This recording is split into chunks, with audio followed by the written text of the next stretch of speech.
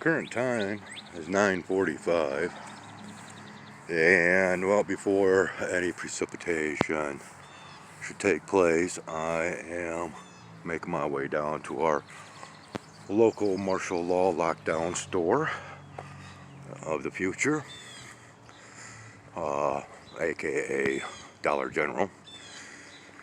And this is a topic that I want to bring up right now, and that's the factor of where I'm located, and another one of the reasons why I want to get out of this place. We are located here in this small little village, which at last known count as far as population statistics, it was around 400 people within the village, and a combination of that to equal 4,000 residents within the township altogether. Give or take, once again, this is based on old statistics. I'm not sure where we're at currently today. Excuse me. Now, because we are located in between Kalamazoo and Grand Rapids, we are a central hub for first responders now.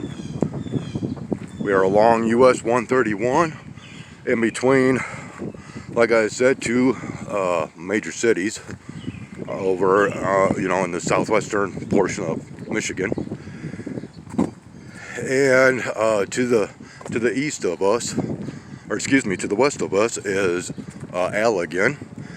We are in Allegan County, and Allegan is our main law enforcement and judicial center, if you will.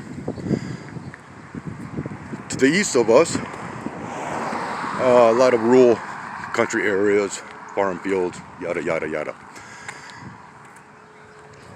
So what we are seeing right here, and what you are going to continue to see, is something that I just became aware of a few nights ago while watching the news. But of course, we had excavation and construction kicking off for quite a few weeks, in which they were tearing up sections of the sidewalk and so on and so forth. And I thought, well, maybe it's the village making improvements. But no, what we have going on is these AT&T fiber optic cables. Okay? It's something brand new. Why would we need fiber optic cables from AT&T to run through this small little village? Is it for improvement of communication? No. If you go to wwmt.com, which is the station call letters for our local television station in Kalamazoo, they ran a story about AT&T and what this fiber optic cables system was for. Now, I am, over 50 years old, and I've seen a lot of changes take place over my lifetime in many, many wide factors.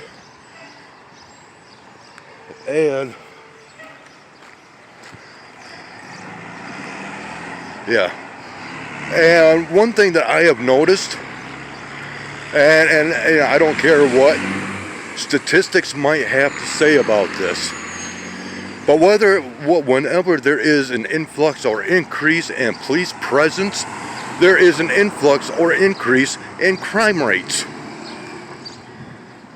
I don't care what the mainstream media has to say about, law enforcement, has done this for this community and that and that. No. Remember, everything anymore that you hear, you got to take into consideration the exact opposite of that information that is being gleaned.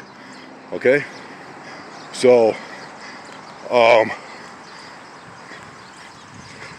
because of that, let's go for another example, and that is just like Whenever there is an influx or an increase in the presence of military soldiers, well, there is an increase in battles and war. Is there not? Does that not make sense? We are in a hub of first responders. There's going to be an increase of crime in this community. I want out. Nice little village like this, and we have immigrants moving in, foreigners. We are losing our businesses. This place is going down, and that's because of so-called improvements. But what are those improvements, and who are they actually for? Okay? So like I said, there's information out there. Do your little bit of research over exactly how AT&T fiber optic cables and their new installations and how that involves law enforcement and yada yada yada. I am not one for this new dominate and control, the militarization of law enforcement anymore. It is no longer to protect and serve. They don't even carry that on their squad cars anymore like they used to. Make those connections, people. Learn from them. Prepare yourselves. It's not going to get pretty, and I am not a fear monger. I'm just relating reality as I see it, and I've had a long time to experience it and learn from it. Take it as you will. We'll see you once again on this flip side. Take care, one and all.